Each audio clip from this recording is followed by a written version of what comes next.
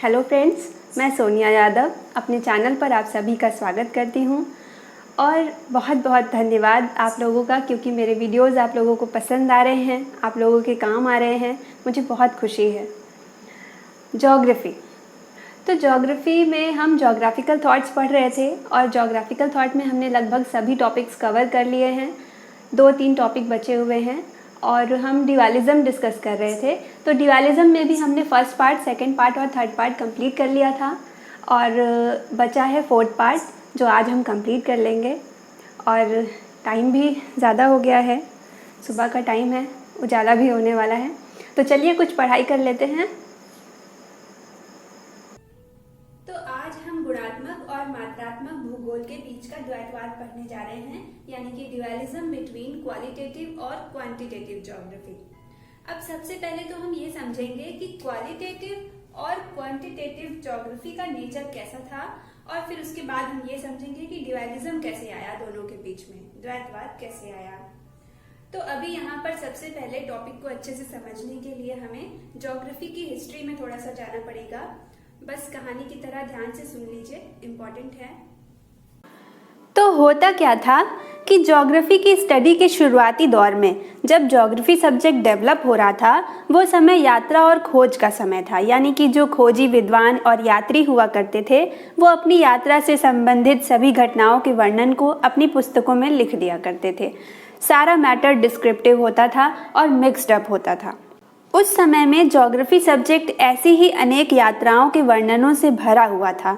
यात्री जो कुछ भी अपनी यात्राओं में देखते थे, जैसे कि विभिन्न स्थानों पर रहने वाले लोग, उनका कार्य, जीव, नदी, पर्वत, मौसमी दशा, इन सब को यात्री लोग विस्तार से लिख दिया करते थे। यही भूगोल था। और उनकी यात्राओं के वर्णन में आंकड़ों और सांख्यिकीय विधियों का प्रयोग नहीं होता था, इसलिए भूगोल में ऐसी विधियों को गुणात्मक भूगोल कहा गया, यानी कि क्वालिटेटिव ज्योग्राफी कहा गया। तो जैसा कि अभी हमने जाना कि भूगोल विषय के शुरुआती दौर में गणितीय विधियों का कोई स्थान नहीं था और इसीलिए भूगोल साहित्य का बहुत बड़ा भाग गुणात्मक ही है, डिस्क्रिप्टिव है।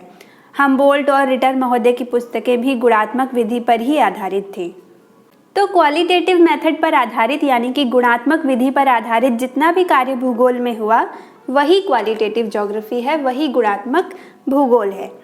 लेकिन समय बीतने के साथ साथ ज्योग्राफर्स ने सोचा कि अगर स्टडी के लिए कंटेंट इतना ज़्यादा होगा और मैटर मिक्स्ड होंगे, तो इस तरह से ज्योग्राफी सब्जेक्ट उलझा रहेगा। ज्योग्राफिकल स्टडी सटीक तरीके से नहीं की जा सकती इस तरह से।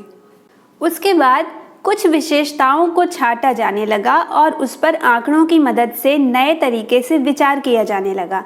इस काम में पहला कदम हर्बर्टसन महोदय का था। ये नई पहल एक नया कदम थी भूगोल को वैज्ञानिक और सांख्यिकीय अध्ययन बनाने का, और ये प्रक्रिया जारी रही। अब धीरे धीरे ज्योग्राफी गणितीय विधियों की मदद से, आंकड़े और नई तकनीकों की मदद से साइंटिफिक सब्जेक्ट बनने लगा और ज्योग्राफी में इसे क्वांटिटेटिव मेथड कहा गया, मात्रात्मक विधि कहा गया। अनेक भूगोलवेत्ताओं ने भूगोल को मात्रात्मक बनाने में योगदान दिया। चार्ट्स और कंप्यूटर के प्रयोग पर जोर दिया गया सटीक जानकारी जुटाने के लिए। तो आंकड़ों पर आधारित इस तरह का साइंटिफिक स्टडी ही क्वांटिटेटिव ज्योग्राफी या मात्रात्मक भूगोल था। उसके बाद 1950 के दशक तक तो ज्योग्राफर्स का एक ग्रुप बन चुका था, जिन्होंने मिलकर भूगोल में सांख्यिकीय विधियों का प्रयोग करके भूगोल को सैद्धांतिक और वैज्ञानिक बना दिया। फिर उसके बाद 1960 के दशक तक तो मात्रात्मक तकनीक पर आधारित अध्ययन की बाढ़ सी आ गई। आगे चलकर मात्रात्मक भूगोल में जहाँ जहाँ भी कठिनाइयाँ आईं, उनमें संशोधन भी हुए और इस तरह से भूगोल को वैज्ञानिक विषय बनाने का प्रयास होता रहा और मात्रात्मक विधि अपनाई जाने लगी थी। फिर समय बीतने के साथ गुणात्मक भूगोल और मात्रात्मक भूगोल में द्वैतवाद कुछ यूँ पैदा हुआ कि कुछ ह्यूमन ज्योग्राफर्स ऐसे थे जो मात्रात्मक भूगोल में रुचि नहीं लेते थे और इसीलिए विवाद पैदा हुआ।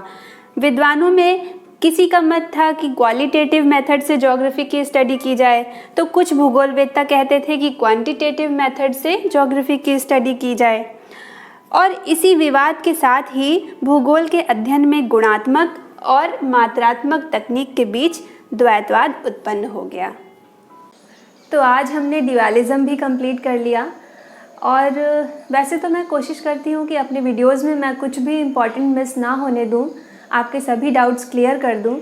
लेकिन फिर भी अगर आप टॉपिक को ज़्यादा डिटेल में पढ़ना चाहते हैं और आप ये सोच रहे हैं कि ज्योग्राफिकल थॉट के लिए कौन सी बुक ली जाए, तो मैं आपको डॉक्टर BC जाट सर की किताब सजेस्ट करूँगी। मैं आपको दिखा देती हूँ। भौगोलिक चिंतन का इतिहास, हिस्ट्री ऑफ ज्योग्राफिकल थॉट, ये बुक आप ले सकते हैं। ये आपको फ्लिपकार्ट पे आसानी से मिल जाएगी। मैंने इसका फ्लिपकार्ट लिंक आपको डिस्क्रिप्शन बॉक्स में दे दिया है, आप वहाँ से ले सकते हैं। Have a good day. Thank you.